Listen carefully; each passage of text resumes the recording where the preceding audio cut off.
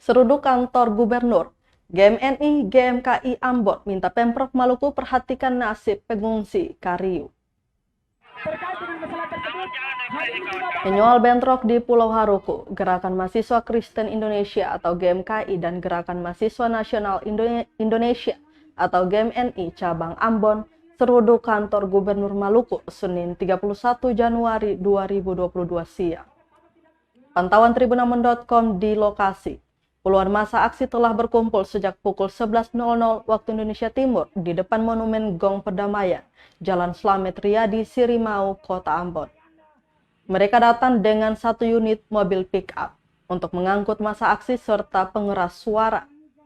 Tak hanya itu, para demonstran juga memakai atribut lengkap organisasi untuk menunjukkan eksistensinya. Sejumlah poster berisi tuntutan pun dibawa untuk melengkapi aksi demonstrasi hari ini. Aksi tersebut dilakukan menuntut kejelasan langkah pemerintah Provinsi Maluku terkait nasib para pengungsi bentrok antar warga di Pulau Haruku.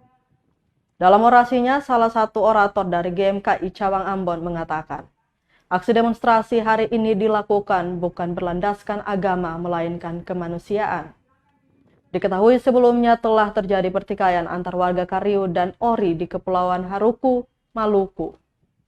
Atas insiden tersebut dilaporkan telah mengorbankan 2 nyawa. Hingga saat ini bantuan dari berbagai pihak terus berdatangan kepada para pengungsi akibat konflik di Pulau Haruku.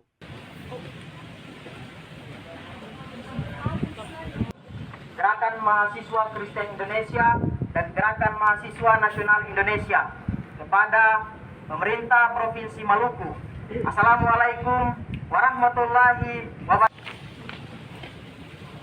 Baik, terima kasih kepada Bapak Wakil Gubernur yang sempat menyempatkan waktu untuk bertemu dengan kami teman-teman gerakan pada siang hari ini, yaitu kami dari Gerakan Mahasiswa Nasional Indonesia. Terima kasih sudah nonton. Jangan lupa like, subscribe, dan share ya.